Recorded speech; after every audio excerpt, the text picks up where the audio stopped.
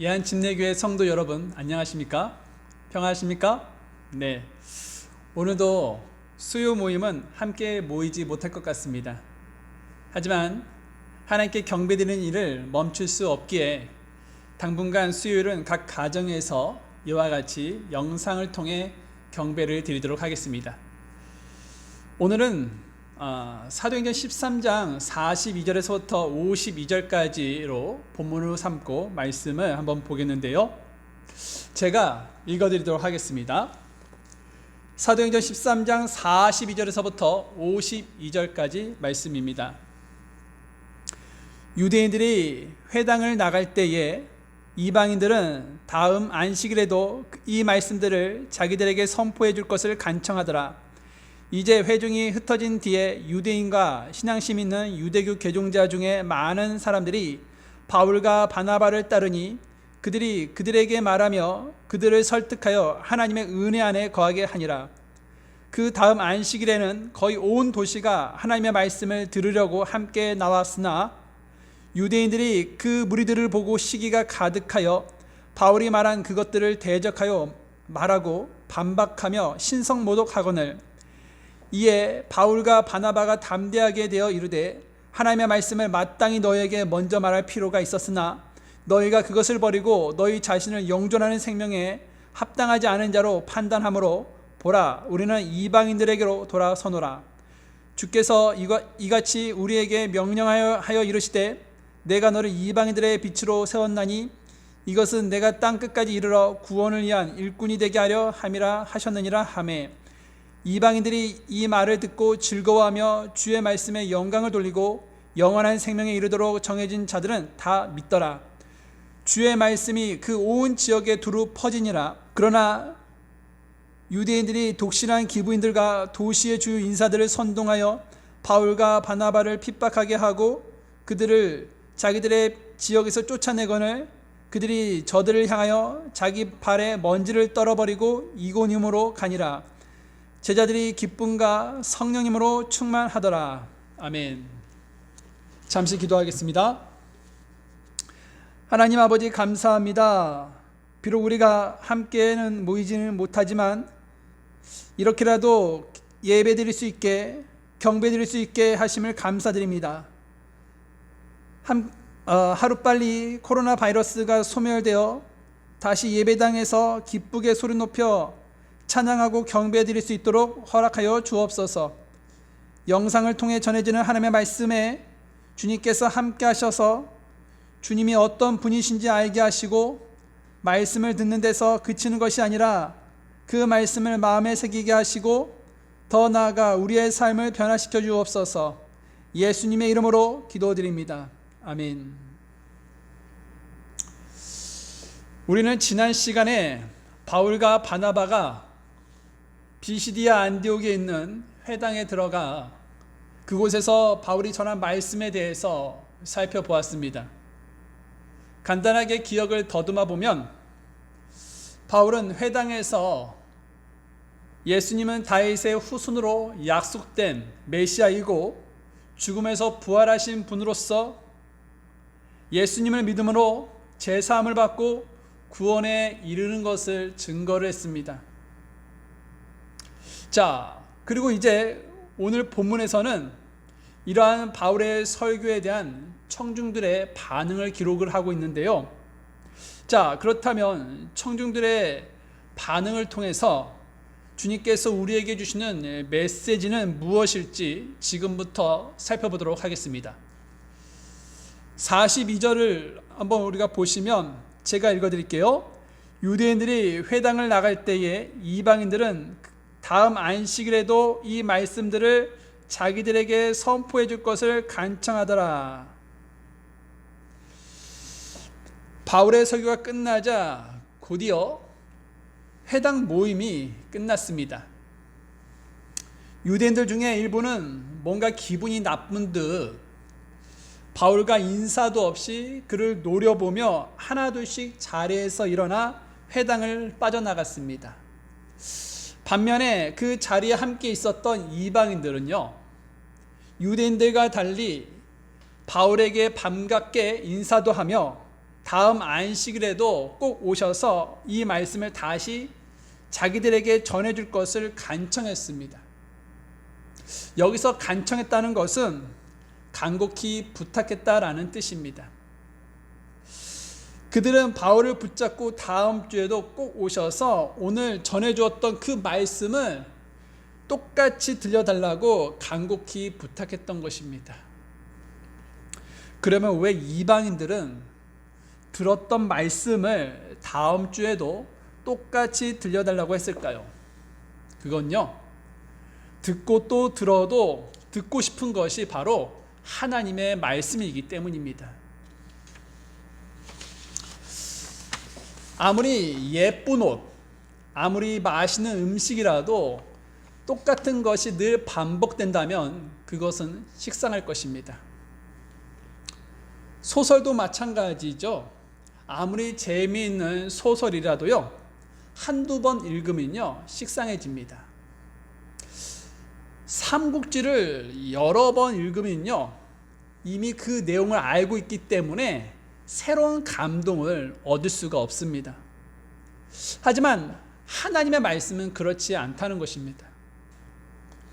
이미 알고 있는 이야기라도 하나님의 말씀은 또 들어도 이전에 경험하지 못했던, 또 보지 못했던 그런 새로운 진리가 그 속에 담겨 있는 것을 경험할 수가 있다는 것이죠. 마치 우물물과도 같다는 것입니다. 푸고 또 퍼도요 늘 그 수위가 일정합니다.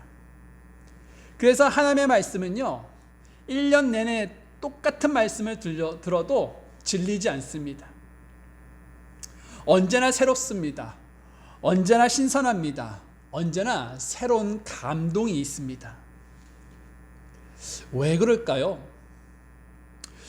왜 하나님의 말씀을, 똑같은 말씀을 들어도 이렇게 새로워지고 신선하고 늘 새로운 감동이 주어질까요? 그건 바로 하나님의 말씀은요 살아있는 말씀이기 때문입니다. 또 그 말씀 속에 권능이 있기 때문이라는 것이죠.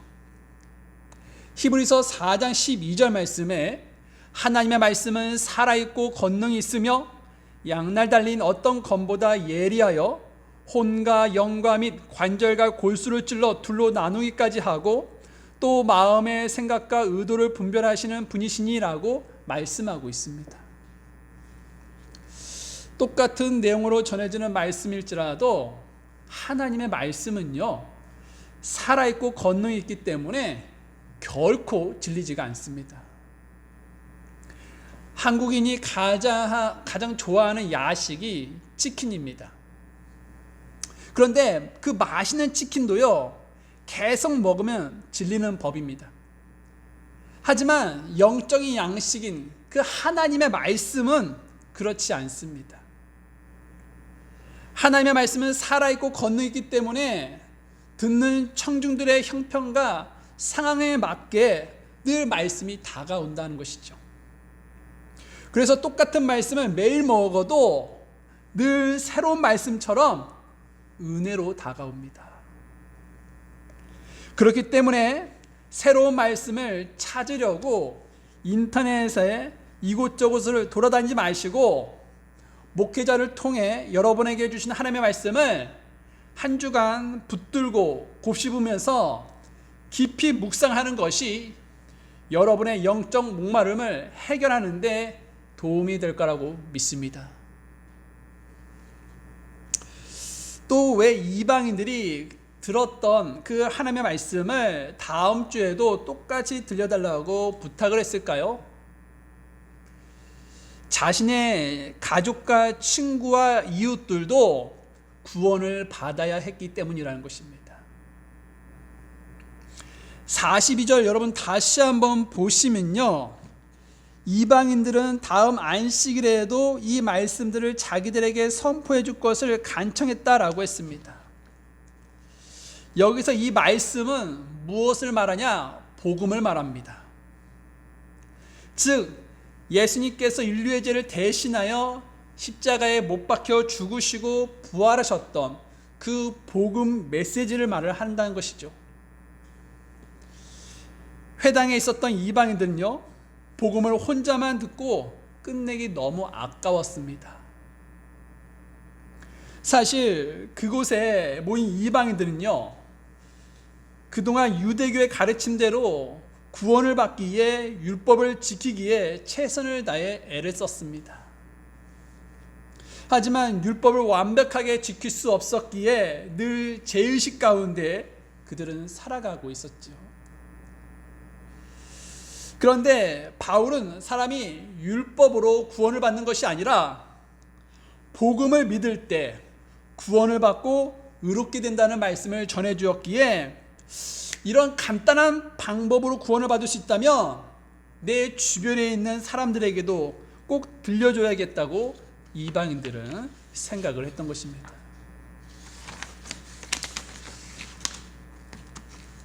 여러분, 우리도 좋은 것을 알면 혼자만 알기에 너무 아까워하지요. 그래서 주변에 있는 사람들에게도 알려주고 싶어 합니다. 제 주변에도 비타민C의 효능을 알고 있는 분이 계시는데, 그분이 주변 사람들에게 계속 그 비타민C를 먹어야 한다라고 얘기하는 것을 본 적이 있습니다.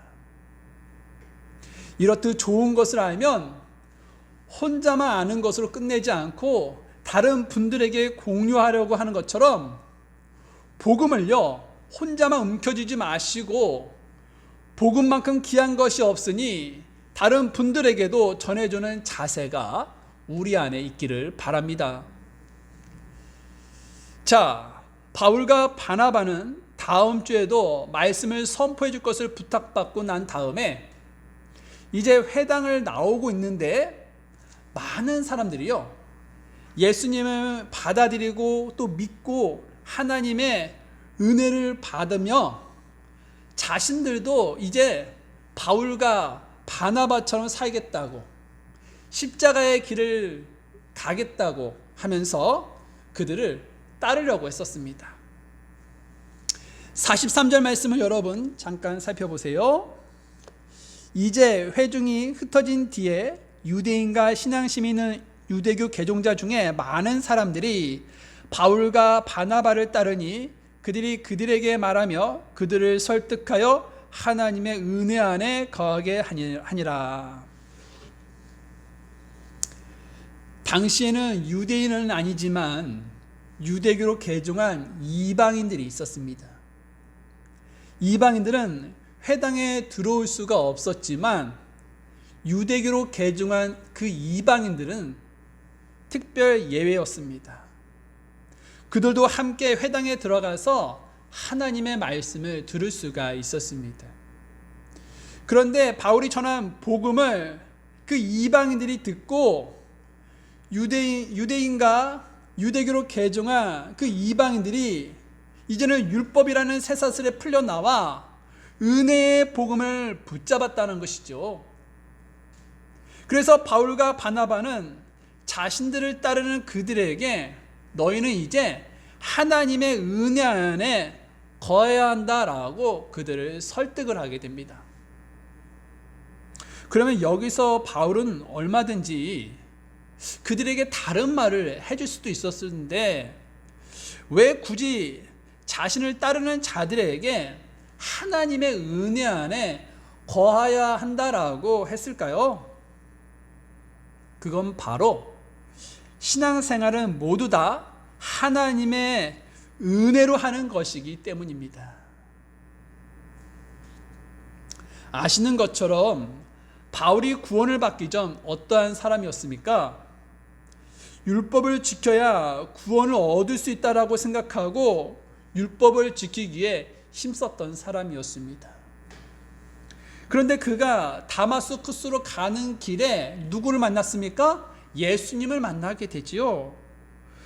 그 예수님을 만난 순간 율법이 아니라 하나님의 은혜로 구원을 받는다는 것을 바울이 깨닫게 된 것입니다.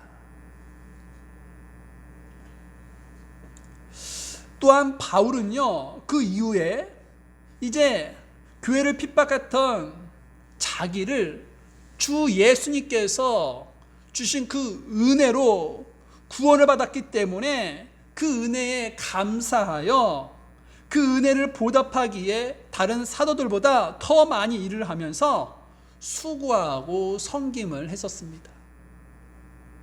그런데 자신의 인생을 돌아보니까 그 많은 수고도요, 다 하나님의 은혜였음을 바울이 깨닫게 되었던 것입니다. 그래서 바울은요, 고린도전서 15장 10절에서 하나님의 은혜로 내가 지금의 내가 되었으니 내게 베푸신 하나님의 은혜가 헛되지 아니하여 내가 그들 모두보다 더 많이 수고하였으나 내가 아니요 오직 나와 함께 하신 하나님의 은혜로다 라고 고백했습니다. 바울은 하나님의 자녀들이 하나님의 은혜로 구원받고 주님을 섬기고 사역을 하고 고난을 이기고 세상을 이기고 평안이 있음을 알았습니다. 즉 성도의 삶은 시작도 과정도 마지막도 모두 다 하나님의 은혜였음을 알았다는 것입니다. 그래서 신앙생활을 시작하는 그들에게 은혜 안에 거하라고 가르쳤던 것이죠.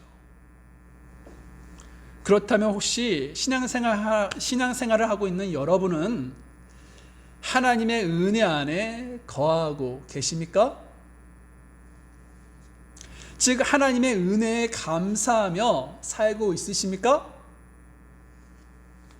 하나님의 은혜 안에 거한다는 증거는요, 감사가 넘치는 삶입니다.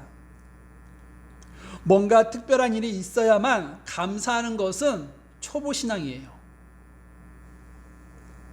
성숙한 신앙인은 고난이 있어도요, 감사가 넘칩니다. 문제가 있고 슬픔이 있고 괴로움이 있어도 찬양하며 감사하는 것이 참된 그리스도인입니다. 오늘 등장하고 있는 이 바울도요, 선교하면서 죽을 고비를 많이 넘겼지만 그 입술에서는 원망과 불평과 불만 대신 오히려 모든 일에 감사가 넘쳤음을 데살로니가전서 5장 18절에서 증거해 주고 있습니다. 그러므로 모든 상황 속에서 불평이 아니라 모든 일에서 감사하는 성숙한 그리스도인이 되기를 바랍니다. 자, 이제 한 주가 지났습니다. 사도 바울은 다시 복음을 전해달라는 그런 부탁에 회당에 들어가게 되죠. 그런데 바울이 회당에 들어가자 바울의 눈을 의심케 하는 놀라운 광경이 벌어졌습니다. 그 도시에 있던 거의 모든 사람들이 회당에 있었던 것이죠. 44절 말씀을 보십시오, 여러분. 그 다음 안식일에는 거의 온 도시가 하나님의 말씀을 들으려고 함께 왔으나, 여러분 어떻게 된 일일까요? 어떻게 해서 거의 모든 사람들이 하나님의 말씀을 들으려 그곳에 나왔을까요? 그것은 바울이 전한 복음을요, 믿음으로 받은 자들이 친구들이나 가족들을 데리고 왔던 것입니다. 그들도 복음을 들어보라고 그곳에 앉혀놓은 것입니다. 또한 복음을 믿은 자들이요, 일주일 동안 본인이 구원 받은 것을 만나는 사람들마다 간증을 하면서 복음을 전했기 때문이라는 것이죠. 그래서 그런 사람들이 나도 복음을 듣고 싶어, 나도 예수님을 만나고 싶어, 이런 사람들이 이제 회당에 앉아 있었을 것이고요. 또 그 일주일 전에 복음을 들었던 그들이 일주일 동안 복음을 전했을 거 아닙니까? 그래서 그 복음을 들었던, 그리고 그 들었던 복음을 통해서 믿었던 분들이요, 그 회당에 앉아 있게 되었던 것입니다. 그렇습니다. 이 세상에 여러분, 복음화되지 않는 것은요, 복음을 받은 자들이요, 다른 사람에게 전해주지 않았기 때문이라는 것입니다. 우리가 복음을 전하지 않았는데 그들이 어떻게 복음을요 들을 수 있겠습니까? 우리가 복음을 전하지 않았는데 우리 가족이요 어떻게 예배당에 앉아 있을 수 있겠습니까? 여러분, 세월이 흐를수록 주님 오실 날이 점점 다가오고 있습니다. 그래서 바울은 디모데후서 4장 2절 말씀에 말씀을 선포하라, 때에 맞든지 맞지 아니하든지 긴급히 하라라고 말씀하고 있습니다. 세상은 지금 전염병을 두려워하고 있습니다. 그런데 참 어리석은 것은 정작 두려워해야 할 분을 모르고 있다는 것입니다. 전염병을 두려워하는 것이 아니라 전염병을 재앙으로 내신 하나님을 두려워해야 하지 않겠습니까? 하나님께서 여러분 모세 시대 때 이집트 지역에 10가지 재앙을 내리셨습니다. 그런데 전염병은 몇 번째 재앙이었습니까? 6번째 재앙이었다라는 것이죠. 그렇다면 오늘날 10번째 그 장자의 죽음이 곧 있게 될 것이라는 것입니다. 무슨 말입니까? 네, 심판 때가 곧 오게 된다는 말입니다. 여러분, 서두르셔야 합니다. 우리가 지금 다른 것에 집중할 때가 아닙니다. 먼저 내 자신을 구원이 받았는지, 우리 가족이 구원을 받았는지, 우리 이웃이 구원을 받았는지, 그것을 점검하는 것이 더 중요한 시대가 되었습니다. 정부는 지금 코로나 바이러스 확산을 방지한다는 이유로 예배당을 폐쇄하려고 있고 그리스도인들을 모이지 못하게 공권력을 사용하고 있습니다. 정작 막아야 할 사람들이 많이 모이는 술집이나 노래방 같은 곳들은 막지 않으면서 말입니다.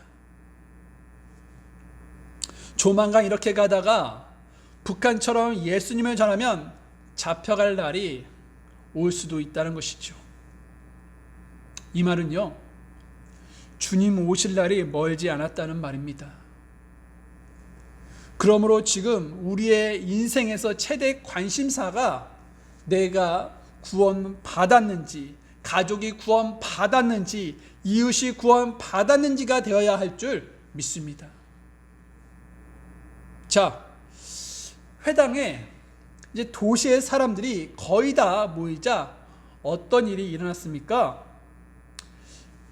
유대인들이 바울이 말한 것을 반박하고 대적하기 시작했습니다. 이처럼 복음은요, 결단을 요구하고 있기 때문에 복음 전파의 결과는 언제나 두 가지 형태로 나타나게 되어 있습니다. 받아들이거나 거부하는 것입니다. 그러면 왜 지난 안식일에는 가만히 있었던 그 유대인들이요, 다음 안식일에는 이와 같이 복음을 거부하고 반박하며 대적했을까요? 45절을 잠깐 살펴볼까요? 유대인들이 그 무리들을 보고 시기가 가득하여 바울이 말한 그것들을 대적하여 말하고 반박하며 신성 모독하거늘. 유대인들의 마음에 시기가 가득했기 때문이라는 것입니다. 유대인들은 자기들만이 하나님의 백성이라는 인식을 갖고 있었습니다. 그런데 바울이 전한 그 복음의 내용이 무엇이었습니까? 누구든지 그 예수님께서 우리의 죄를 위하여 십자가에서 죽으시고 묻히시고 부활하신 사실을 믿기만 하면 하나님의 자녀가 된다는 사실이라는 것이죠. 유대인들은 이방인들도 예수님을 믿으면 하나님의 자녀가 되어서 하나님의 사랑을 그들에게 빼앗길 수 있다고 생각을 했던 것입니다. 그래서 그들 안에 시기가 가득했습니다. 그러나 이런 생각은 여러분 잘못된 생각입니다. 왜냐하면 하나님의 사랑이 풍성하기 때문입니다. 사랑의 대상자가 많아져도요, 그 하나님의 사랑의 양은요, 조금도 줄어들거나 또 부족하지가 않다는 것입니다. 하지만 사람은 다르다는 것입니다. 부모가 특별히 편애해야 하는 아이가 있습니다. 우리나라 속담에 5손가락 깨물어 안 아픈 손가락 없다라는 말이 있습니다. 자식이 아무리 많아도 부모에게는 모두 다 예쁘고 소중하다는 것을 비유할 때 쓰는 표현이지만요, 이러한 속담이 무색하게도 부모 절반은요, 특별히 아끼는 그러한 아이가 있다는 조사 결과가 있습니다. 보통 첫째 아니면 막내를 부모들은 더 다른 자녀들보다 사랑합니다. 더 좋아합니다. 이처럼 사람은요, 사랑이 분산될 수가 있어요. 하지만 하나님은 그렇지 않다는 것입니다. 하나님의 사랑은 분산되지 않습니다. 또한 변질되지 않는다는 것이죠. 하나님은 한 번 사랑하면요, 죽기까지 사랑하십니다.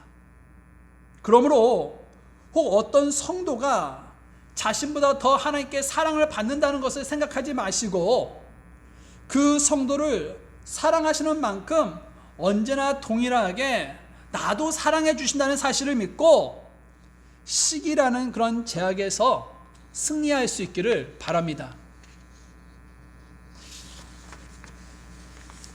회당에 모인 사람들을 보고 이제 시기하고 방해하고 또 대적하는 유대인들을 향하여 바울은요, 다음과 같이 담대하게 말을 하게 되는데요.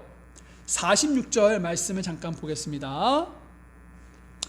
이에 바울과 바나바가 담대하게 되어 이르되 하나님의 말씀을 마땅히 너희에게 먼저 말할 필요가 있었으나 너희가 그것을 버리고 너희 자신을 영존하는 생명에 합당하지 않은 자로 판단하므로 보라, 우리는 이방인들에게로 돌아서노라. 바울은 하나님께서 유대인들에게 복음을 먼저 들어가게 하셨다라는 것을 이야기해 주었습니다. 더구나 예수님은요, 유대인으로 이 땅에 오셨다는 것이죠. 하지만 유대인들은 예수님을 거부했습니다. 즉 복음을 거부했습니다. 그래서 바울은 하나님의 말씀은 마땅히 먼저 너희에게 전해져야 할 것이지만 너희가 복음을 거부했기 때문에 영존하는 생명에 합당하지 않은 자로 판단하므로 우리가 이방인들에게 복음을 들고 갈 것이다 라고 했다는 것입니다. 그러면서 47절 말씀에 보면 주께서 이같이 우리에게 명령하여 이르시되 내가 너를 이방인들의 빛으로 세웠나니 이것은 내가 땅끝까지 이르러 구원을 위한 일꾼이 되게 하려 함이라 하셨느니라 하매라고 이야기하고 있습니다. 여기서 이 말씀은 이사야서 49장 6절을 인용한 말씀입니다. 바울은 이사야서 말씀을 인용하면서 이제부터 자신은 이방인들에게로 갈 것을 선포하게 되지요. 이러한 바울의 선포에 이방인들은 어떠한 반응을 보이게 됩니까?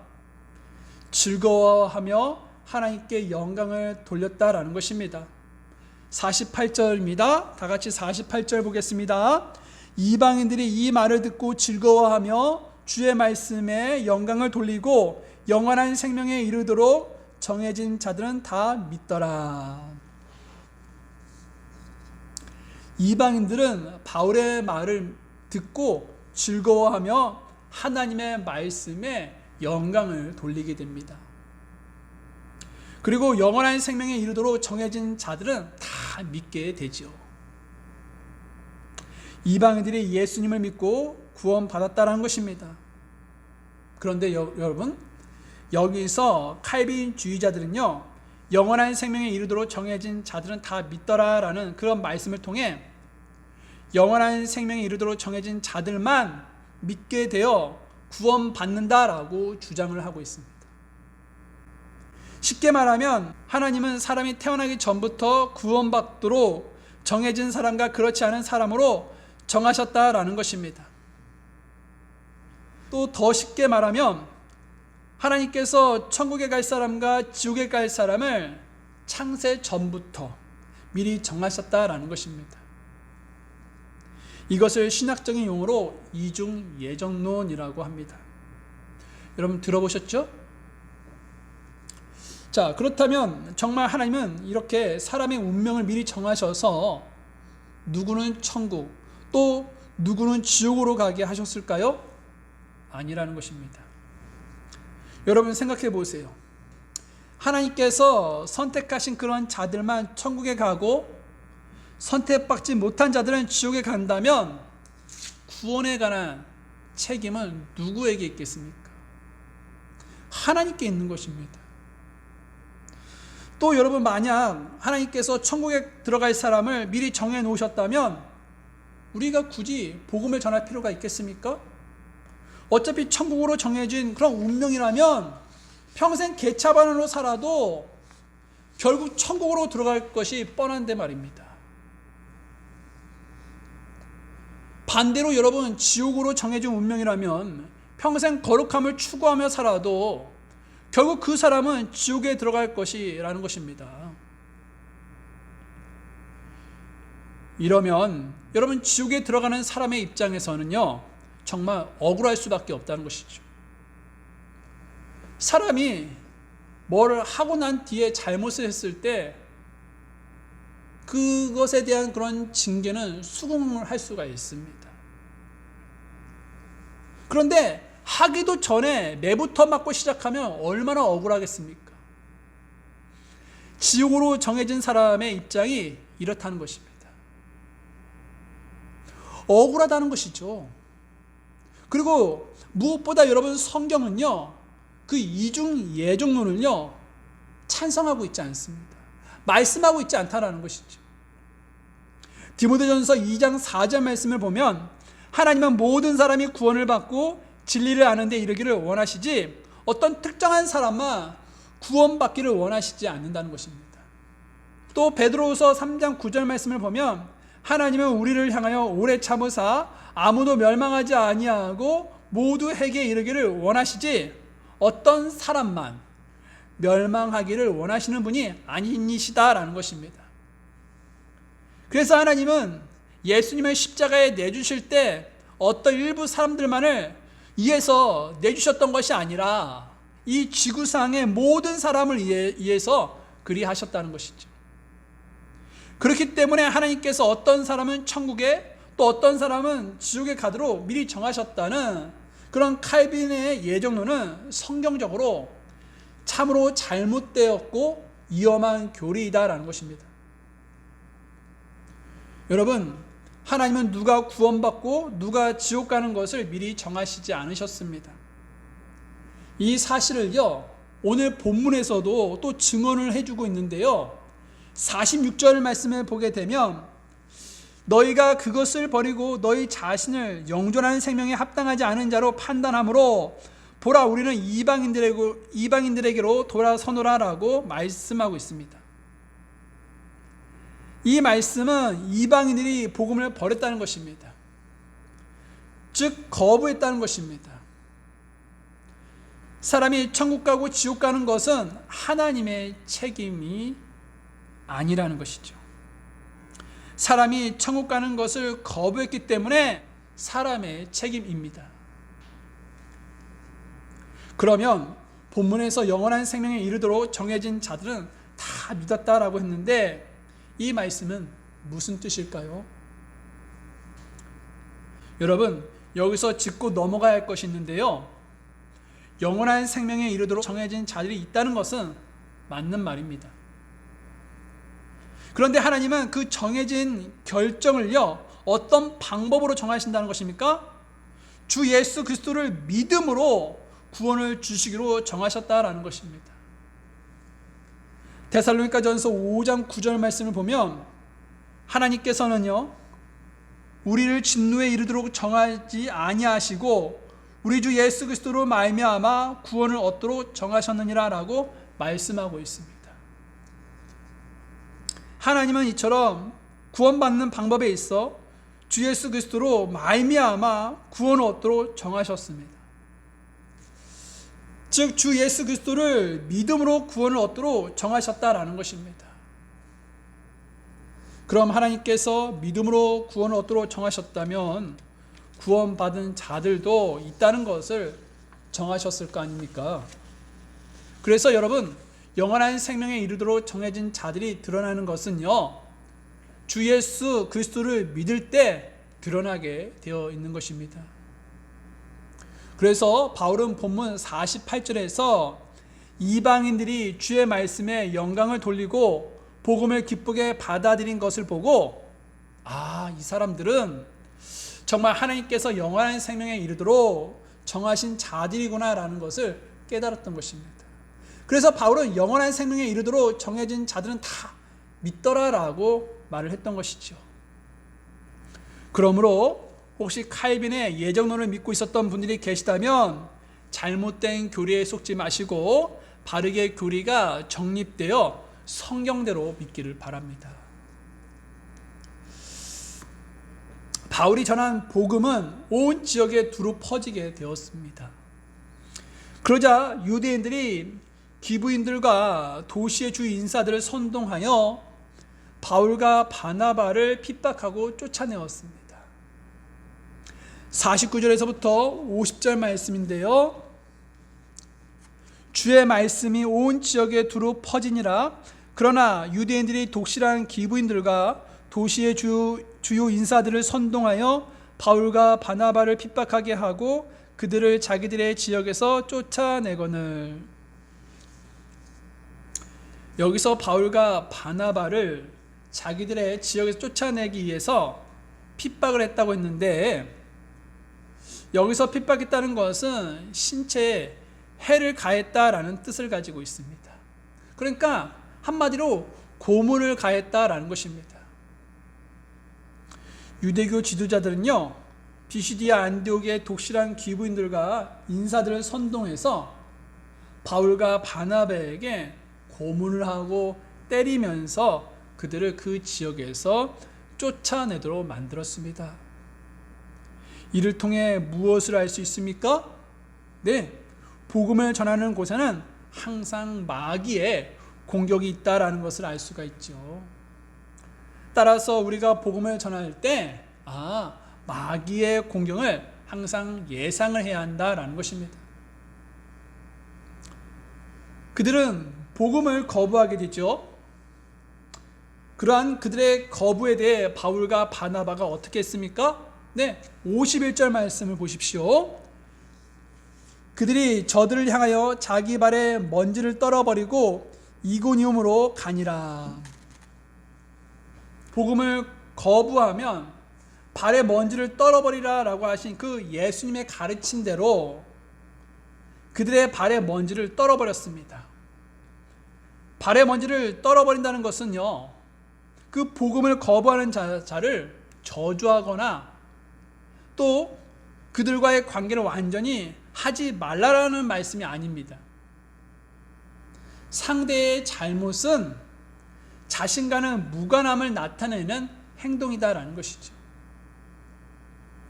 간혹 전도할 때 제발 예수님을 믿으라고 사정하는 사람이 있습니다. 심지어 여러분, 이단은요, 자신의 몸을 팔면서까지 전도를 하는 경우가 있는데요, 그러나 여러분, 그럴 필요는 없습니다. 복음을 전할 때 사람들이 복음을 거부하는 것은 우리의 잘못이 아니기 때문입니다. 그가 복음을 받아들이지 않는 것은요, 그의 잘못이지 우리와는 상관이 없는 일이란 것입니다. 비시디아 안디옥에서 쫓겨난 바울과 바나바는 이제 이고니움으로 가게 되는데요, 그들은 이제 핍박을 받아 그 지역에서 쫓겨났지만 오늘 말씀에서 무엇과 무엇으로 충만했다고 말씀하고 있냐면 52절을 잠깐 보십시오. 제자들이 기쁨과 성령님으로 충만하더라. 여러분, 지금 이 바나바와 이 바울이요, 비록 비시디아 안디옥에서 쫓겨났지만 그들에게는요 기쁨과 또한 성령님으로 충만했다라는 것입니다. 이것이 복음의 권능입니다. 비록 욕을 먹고 핍박당하고 쫓겨났지만 그럴지라도 이 복음이 증거된다면 기쁘고 즐거운 거예요. 예한침례교회 성도 여러분, 꼭 기쁜 일이 있어야 기쁜 것은 아닙니다. 꼭 즐거운 일이 있어야 즐거운 것은 아닙니다. 비록 우리의 상황은 어렵고 힘들지라도 그럼에도 불구하고 주님의 그 지상명령에 순종하여 잃어버린 혼이 돌아온다면 이 세상에서 더할 나위 없는 그러한 기쁨과 즐거움이 있게 된다는 것이죠. 이 사실을 여러분 믿으시고 때에 맞든지 맞지 아니하든지 긴급히 우리가 해야 할 것은 복음을 전하는 일이라는 것입니다. 그러므로 열심히 최선을 다해서 속히 복음을 전할 수 있기를 바랍니다.